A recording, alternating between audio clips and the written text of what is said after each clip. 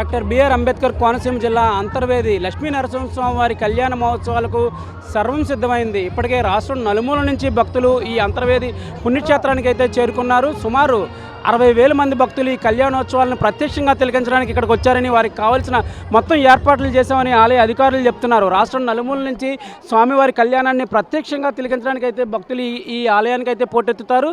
స్వామివారి కళ్యాణం జన్మల పుణ్యఫలంగా భావిస్తారు. స్వామివారి కళ్యాణాన్ని ప్రత్యక్షంగా చూడడం పుణ్యఫలంగా భావిస్తారు. ఈ నేపథ్యంలో రాష్ట్రం నలుమూల నుంచి భక్తులు అయితే ఈ క్షేత్రానికి అయితే పోటెత్తుతారు. మొత్తం ఈ ఆలయం మొత్తం పోలీసు పహారాలో మొత్తం ఉంది.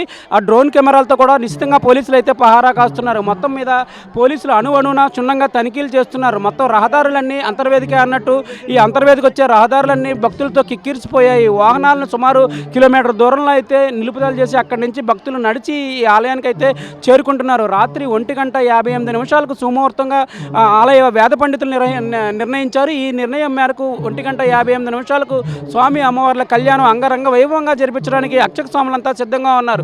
ఇప్పటికే శాశ్వత కళ్యాణ వేదికనైతే రంగురంగుల వివిధ పరిమళ పుష్పాలతో అయితే అందంగా అలంకరించడం జరిగింది. స్వామివారికి వేద పండితులు మంత్రోచ్చారణల మధ్య ఈరోజు రాత్రి 1:58 అయితే ఈ కళ్యాణ మహోత్సవం అయితే జరగనుంది. 12 గంటలకు స్వామివారిని గ్రామోత్సవం నిర్వహించిన తర్వాత ఈ కళావేదికపై ఆశీనులు చేసి ఈ కళ్యాణ ఘట్టాన్ని అయితే ప్రారంభిస్తారని ఆలయ వేద పండితులు చెప్తున్నారు. ఇక్కడ చూసుకున్నాం భక్తులు ఇప్పటికీ ఆలయానికి అయితే పోటెత్తారు. సుమారు 60,000 మంది భక్తులు ఈ కళ్యాణోత్సవాలను ప్రత్యక్షంగా తిలకించడానికి వచ్చారని చెప్తున్నారు. సుమారు 17 స్క్రీన్లు, అంటే ఈ ఆలయం నలువైపులా 17 స్క్రీన్లను అయితే దేవస్థానం అధికారులు ఏర్పరచడం జరిగింది.